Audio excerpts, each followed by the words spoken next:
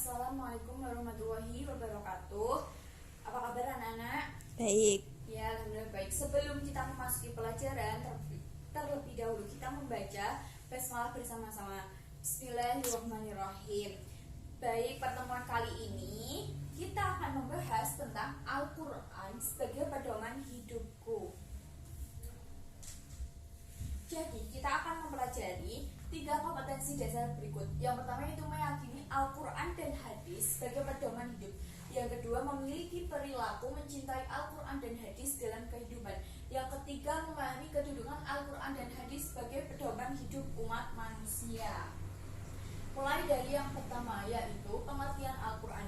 Ada yang sudah tahu apa itu Al-Quran? Ya, kitab suci umat Islam. Jadi, Al-Quran menurut bahasa berasal dari kata bahasa Arab yang berasal dari kata qara'a yaqra'u Qur'anan. Ini tulis di sini.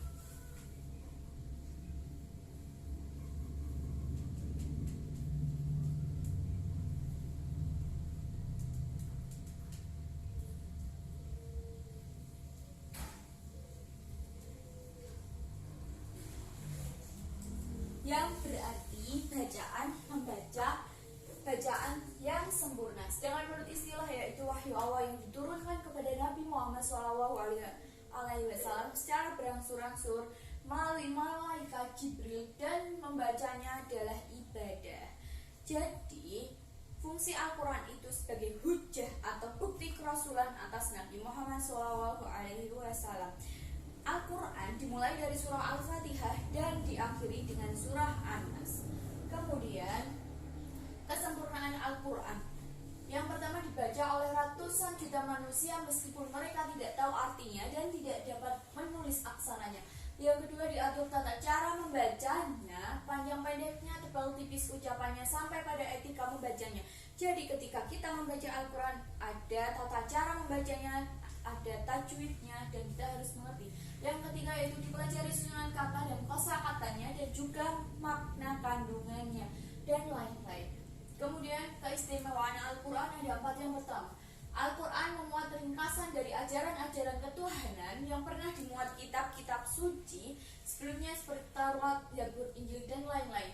Jadi Al-Quran itu merupakan ringkasan dari semua kitab yang telah ada pada zaman dahulu.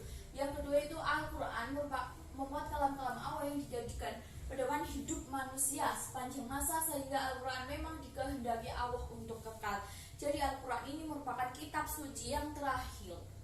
Yang ketiga itu Al-Quran sebagai sumber ilmu pengetahuan. Jadi Al-Quran itu merupakan sumber ilmu pengetahuan di dalamnya. Yang keempat, Al-Quran diturunkan oleh Allah SWT dengan gaya bahasa yang istimewa, mudah, tidak sukar bagi siapapun untuk memahaminya, dan tidak sukar pula untuk mengamalkannya asal disertai dengan niat yang kuat. Kemudian, fungsi Al-Quran secara umum ada 4. Yang pertama, sebagai sumber ajaran atau hukum Islam yang paling utama. Yang kedua, sebagai konfirmasi dan informasi terhadap hal-hal yang tidak dapat diketahui oleh akal manusia. Yang ketiga, petunjuk hidup manusia ke jalan yang lurus tentang berbagai hal, walaupun petunjuk tersebut bersifat umum yang menghendaki penjabaran dan perincian. Dan yang keempat, sebagai pengontrol dan pengoreksi terhadap ajaran-ajaran masa lalu, kitab-kitab yang telah ada. Kemudian hadis, pengertian hadis sendiri.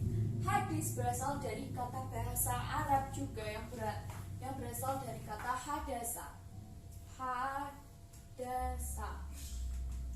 yang berarti baru, peristiwa muda, perkataan, dan cerita.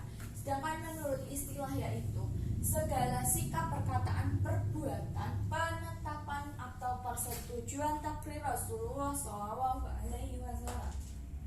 Hadis ini merupakan sumber hukum yang kedua setelah Al-Quran.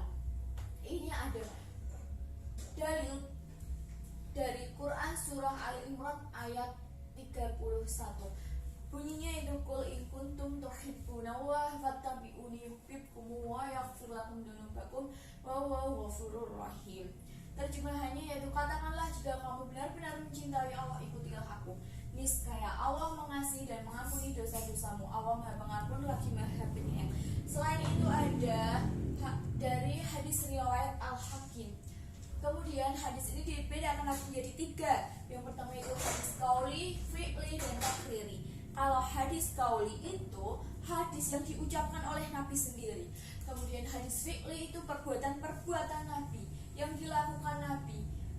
Kemudian hadis takriri, keadaan Nabi yang mendiamkan, tidak berkomentar dan tidak pula menyanggah serta menyetujui apa yang dilakukan oleh para sahabatnya.